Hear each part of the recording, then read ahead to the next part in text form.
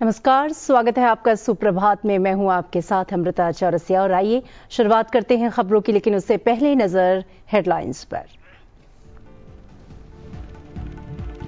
संसद के मॉनसून सत्र का आज तीसरा दिन। लोकसभा में राष्ट्रीय खेल प्रशासन विधेयक और राष्ट्रीय डोपिंग रोधी संशोधन विधेयक होंगे पेश। गोवा राज्य में अनुसूचित जनजातियों के विधानसभा क्षेत्रों में प्रतिनिधित्व के पुनः समायोजन संबंधी विधेयक 2024 पर हो सकती है चर्चा। मॉनसून सत्र के तीसरे दिन राज्यसभा में है अहम विधायी कामकाज सूचीबद्ध। राज्यसभा में समुद्र द्वारा माल वहन विधेयक 2025 पर होगी चर्चा। साथ ही तटीय पोत परिवहन विधेयक 2025 विचार और पारित किए जाने के लिए सूचीबद्ध। प्रधानमंत्री नरेंद्र मोदी ने की जगदीप धनखड़ जी के उत्तम स्वास्थ्य की कामना। कहा, उन्हें भारत के उपराष्ट्रपति सहित कई भूमिकाओं में देश की सेवा करने का मिला अवसर। प्रधानमंत्री नरेंद्र मोदी आज से 26 जुलाई तक ब्रिटेन और मालदीव की यात्रा पर। ब्रिटिश प्रधानमंत्री कीर स्टारमर के साथ करेंगे द्विपक्षीय संबंधों पर चर्चा। एफटीए समझौते पर होंगे हस्ताक्षर। किंग चार्ल्स से भी करेंगे मुलाकात। 26 जुलाई को मालदीव के स्वतंत्रता दिवस समारोह में होंगे मुख्य अतिथि। अमेरिका से 3 AH-64E Apache attack helicopter Bharat पहुंचे। भारतीय सेना ने बताया ऐतिहासिक क्षण। सीमावर्ती इलाकों में बढ़ेगी रणनीतिक क्षमता। रक्षा मंत्री राजनाथ सिंह ने जताई प्रसन्नता। कहा, सशस्त्र बलों के आधुनिकीकरण की दिशा में बड़ा कदम।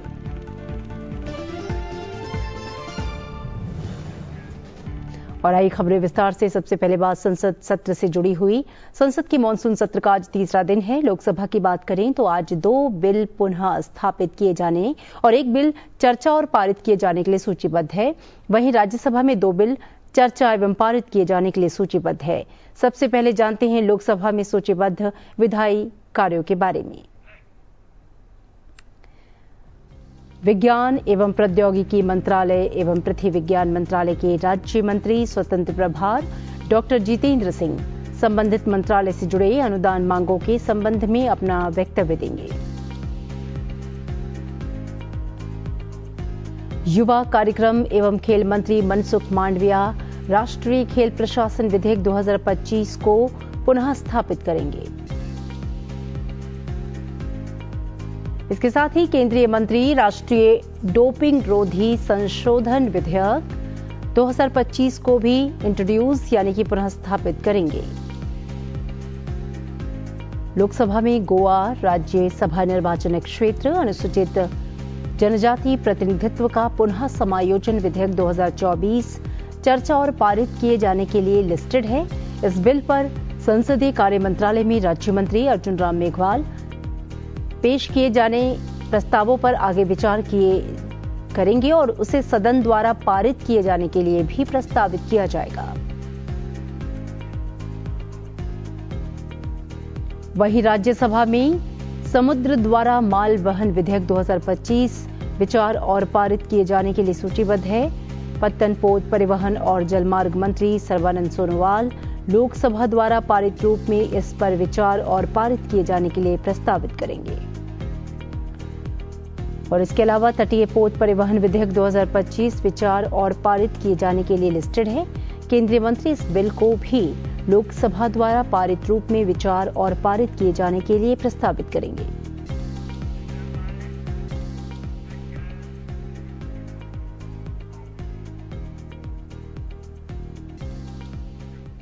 उपराष्ट्रपति और राज्यसभा के सभापति जगदीप धनखड़ ने सोमवार को अपने पद से इस्तीफा दे दिया।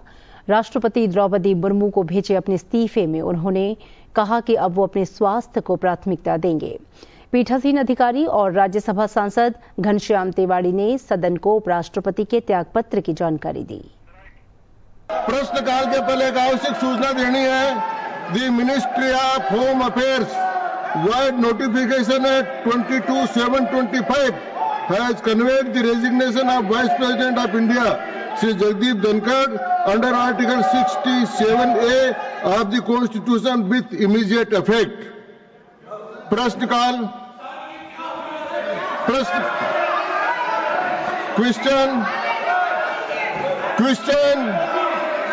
Shri Harsh Mahajan. Question number 16 sir. माननीय मंत्री महोदय Shri Pralhad Joshi. Statement is laid on the table of the House, sir.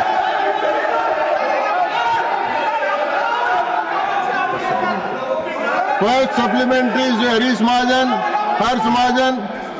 Sir मैं माननीय सभापति जी, माननीय मंत्री जी से जानना चाहूंगा कि कितनी हम बिजली पैदा कर रहे हैं, क्या वो बैटरी स्टोरेज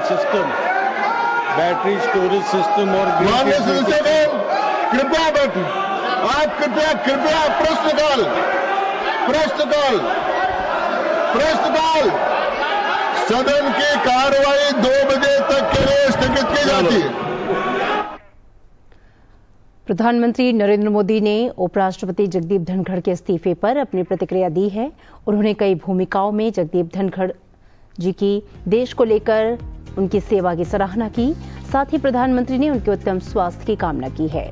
प्रधानमंत्री ने अपने पोस्ट में लिखा कि श्री जगदीप धनखड़ जी को भारत के उपराष्ट्रपति सहित कई भूमिकाओं में देश की सेवा करने का अवसर मिला है।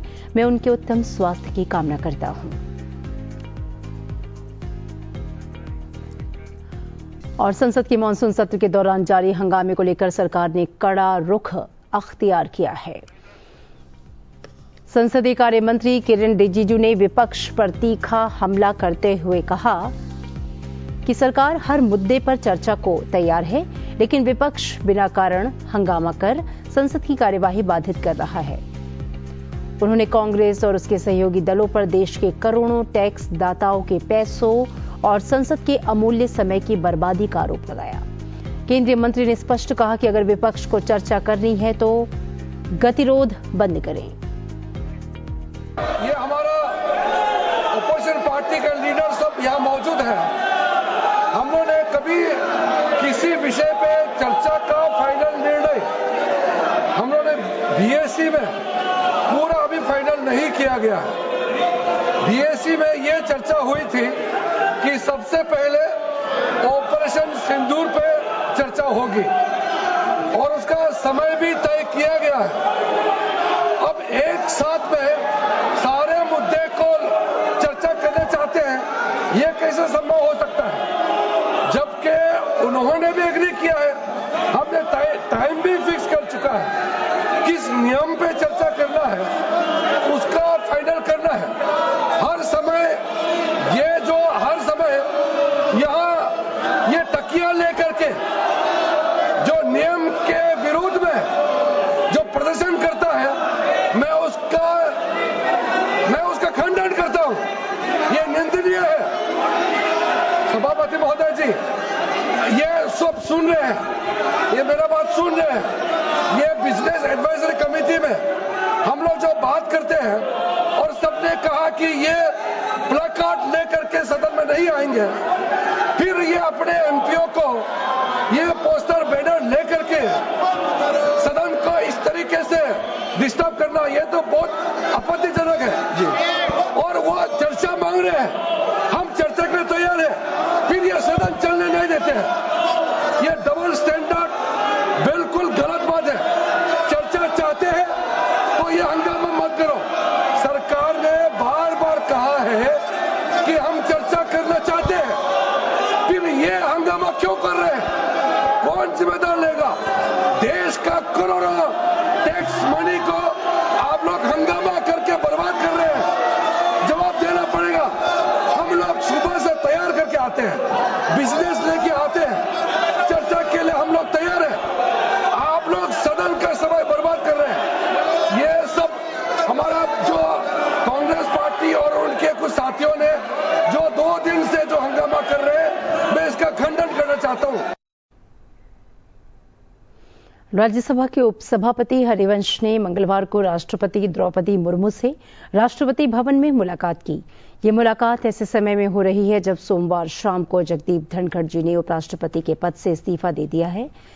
हरिवंश जी ने एक एक्स पर मुलाकात की तस्वीर को साझा कर एक पोस्ट में बताया कि आज महामहिम राष्ट्रपति आदरणीय श्रीमती द्रौपदी मुर्मू जी से शिष्टाचार भेंट हुई। देश के सर्वोच्च संवैधानिक पद पर आसीन महामहिम जी की सहजता, शिष्टता और विनम्रता प्रेरक है। उनसे आज की मुलाकात में भी ऊर्जा और दृष्टि मिली। महामहिम के प्रति कृतज्ञता।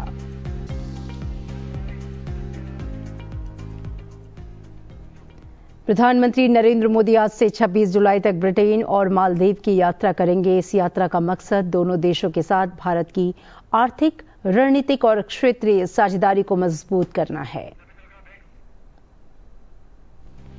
यूनाइटेड किंगडम के प्रधानमंत्री कीर स्टारमर के निमंत्रण पर प्रधानमंत्री नरेंद्र मोदी आज से 24 जुलाई तक यूनाइटेड किंगडम की आधिकारिक यात्रा करेंगे।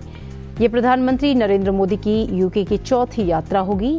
इससे पहले प्रधानमंत्री नरेंद्र मोदी 2018 में यूके गए थे।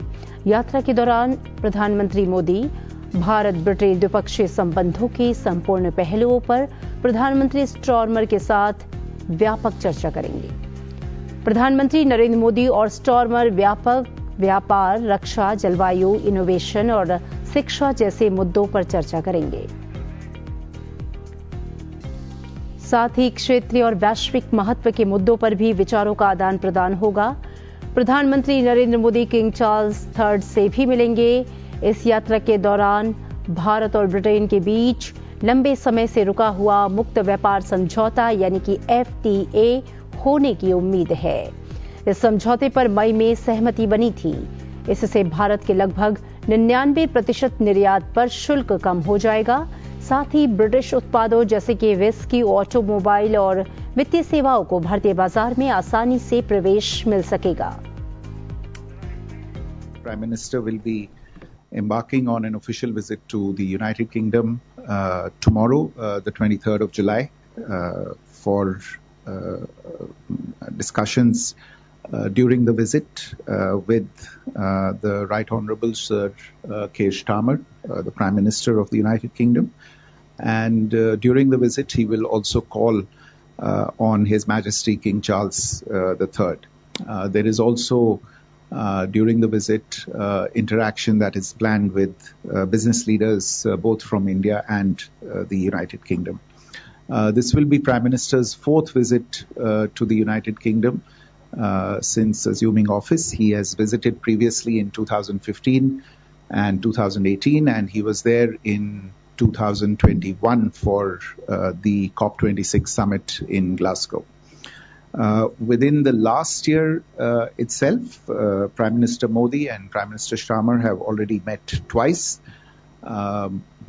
First on the sidelines of the G20 summit in Rio de Janeiro last year, and more recently in just last month in June in Kananaskis in Canada on the sidelines of the G7 summit. And of course they've been in touch on the phone a number of times.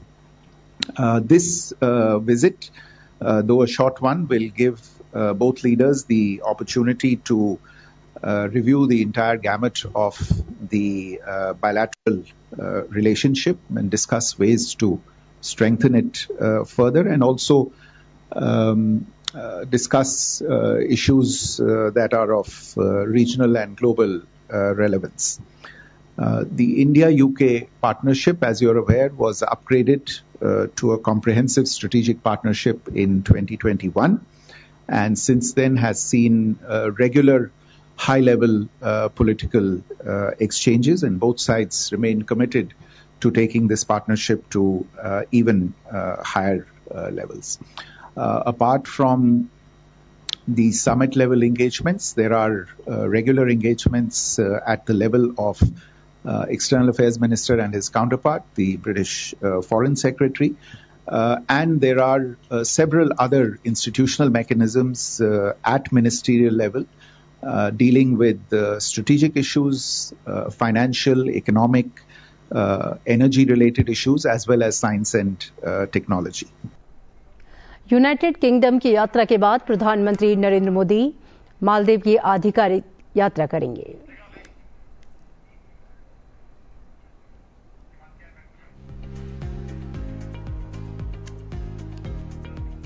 अपनी यात्रा के दूसरे चरण में प्रधानमंत्री नरेंद्र मोदी मालदीव 25 से 26 जुलाई तक मालदीव की आधिकारिक यात्रा करेंगे। ये प्रधानमंत्री मोदी की मालदीव की तीसरी यात्रा होगी। प्रधानमंत्री नरेंद्र मोदी 26 जुलाई को मालदीव के 60वें स्वतंत्रता दिवस समारोह में मुख्य अतिथि होंगे। इस यात्रा के दौरान प्रधानमंत्री मोदी राष्ट्रपति डॉक्टर मोहम्मद मुइज्जू से मुलाकात करेंगे और आपसी हितों के मुद्दों पर चर्चा करेंगे। दोनों नेता अक्टूबर 2024 में मालदीव के राष्ट्रपति की भारत की राजकीय यात्रा के दौरान अपनाए गए व्यापक आर्थिक और समुद्री सुरक्षा साझेदारी के लिए भारत मालदीव संयुक्त दृष्टिकोण के कार्यान्वयन में प्रगति का भी जायजा लेंगे। ये भारत द्वारा अपने समुद्री पड़ोसी मालदीव को दिए जाने वाले महत्व को दर्शाती है, जो भारत की पड़ोसी प्रथम नीति और विजन महासागर में विशेष स्थान रखता है। ये यात्रा दोनों पक्षों को घनिष्ठ द्विपक्षीय संबंधों को और अधिक गहरा और मजबूत करने का अवसर प्रदान करेगी। राष्ट्रपति मुइज्जू के कार्यकाल में मालदीव जाने वाले वो पहले विदेशी नेता होंगे।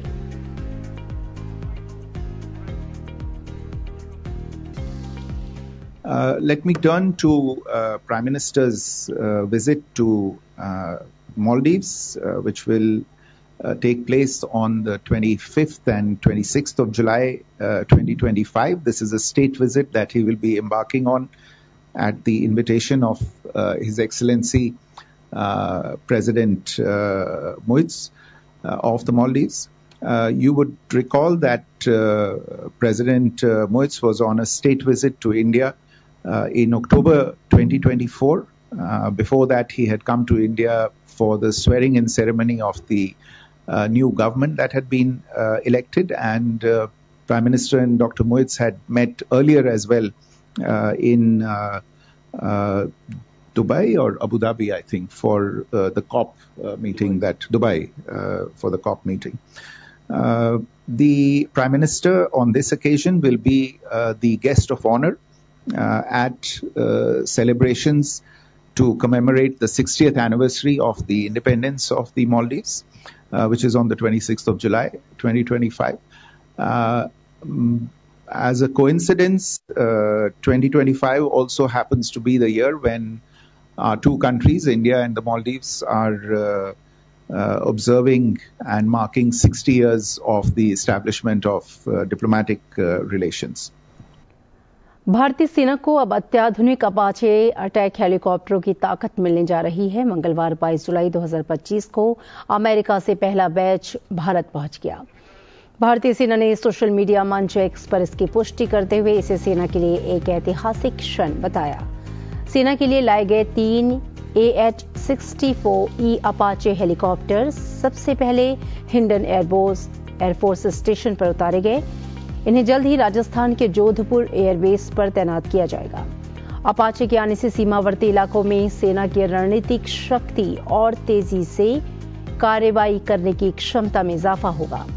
AH-64 अपाचे दुनिया के सबसे उन्नत बहुउद्देशीय लड़ाकू हेलीकॉप्टरों में से एक हैं और इसे अमेरिकी सेना उड़ाती है।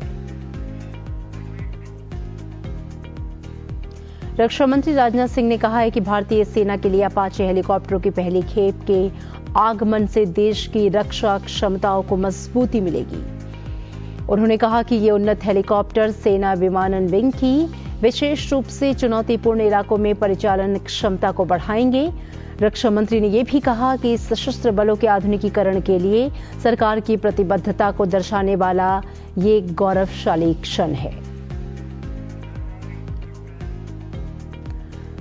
रेल मंत्रालय ने ट्रेन के प्रस्थान से 8 घंटे पहले आरक्षण चार्ट तैयार करने के अपने हालिया निर्णय के मद्देनजर इमरजेंसी कोटा के लिए आवेदन करने के समय में संशोधन किया है।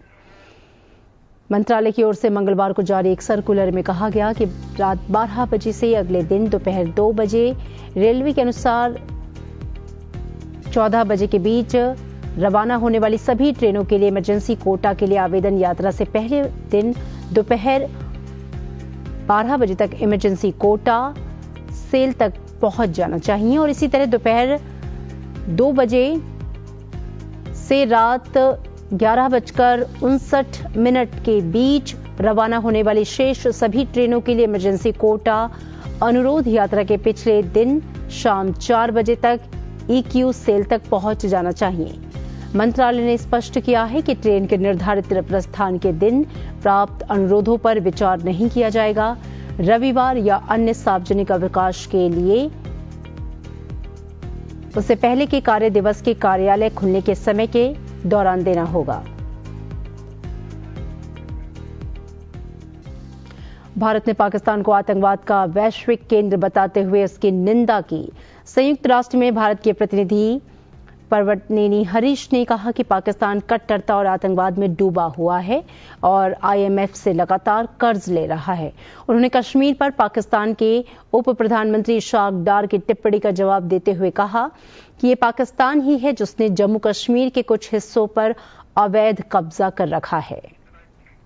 Recently, consequent to the gruesome terrorist attack in Pahalgam, Jammu and Kashmir on 22nd April 2025 that led to the killing of 26 innocent tourists, and based on the Council statement of 25th April where members of the Security Council underlined the need to hold perpetrators, organizers, financiers and sponsors of this reprehensible act of terrorism accountable and bring them to justice, India launched Operation Sindoor, targeting terrorist camps in Pakistan and Pakistan-occupied Jammu and Kashmir, which was focused, measured and non-escalatory in nature.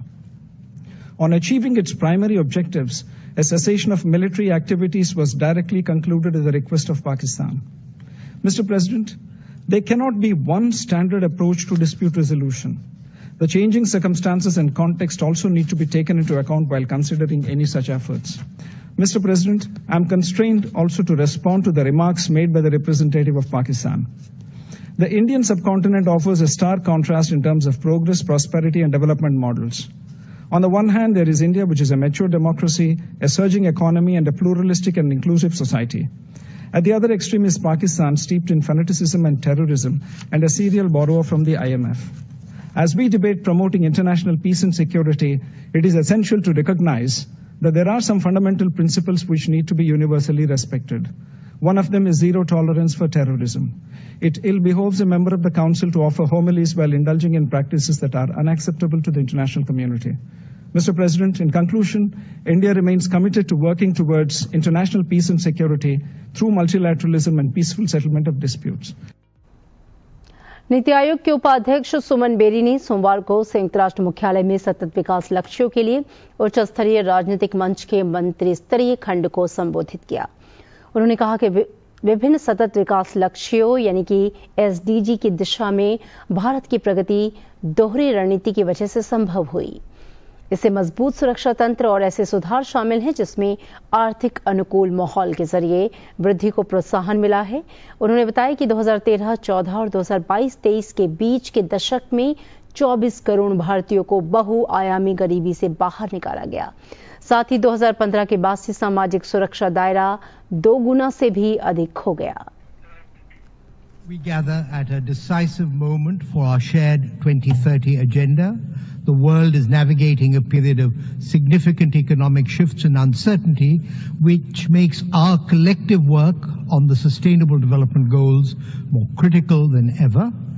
The world needs anchors of stability, new engines of growth, and development models that can be scaled and shared.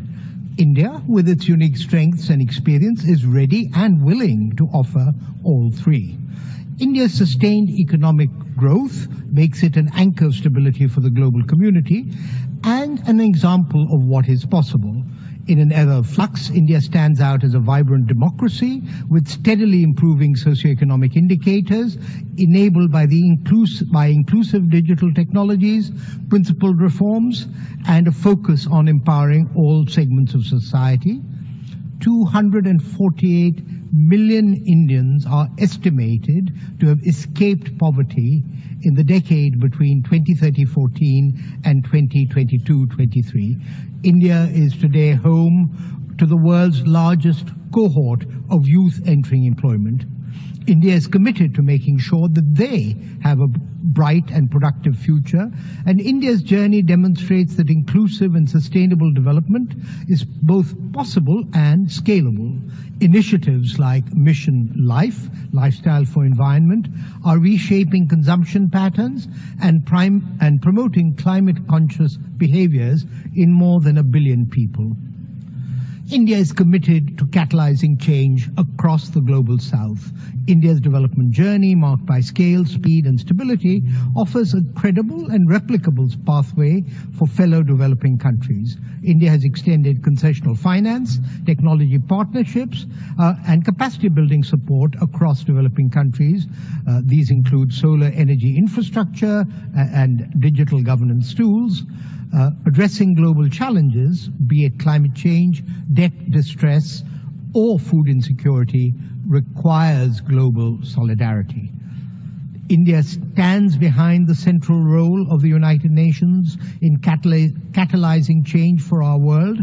As we mark UN at 80, we reaffirm our belief in the UN as the cornerstone of multilateralism. The UN must continue to serve as a catalyst for inclusive and sustainable development. India supports a more representative and effective UN system that reflects contemporary realities and empowers all nations to shape our shared future. और इसी के साथ इस bulletin में इतना ही। दीजिए इजाजत, नमस्कार।